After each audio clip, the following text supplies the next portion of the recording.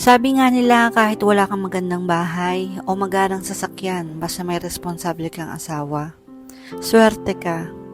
Yung ituturing kang reyna gaya ng pangako niya, yung hindi ka lang minamahal kundi nire-respeto pa.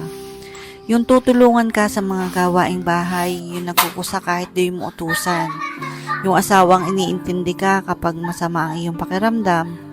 Yung di ka sinasabayan kapag may topak ka. Yung mister na di ka pagsasaitaan na masasakit na salita kahit galit pa siya. Yung never kang pagbubuhatan ng kamay kahit anong mangyari. Yung lalaking ibibigay ang mga cravings mo. Lalaking inuuna ang pangailangan ng pamilya kaysa sa mga luho niya. Lalaking wala ng time sa barkada kasi laging nasa pamilya. Yung asawang kasama mong mangarap para sa pagunlad ng pamilya.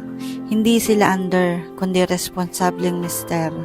Ang gaan ng buhay kapag ganito ang iyong asawa, kaya swerte ka.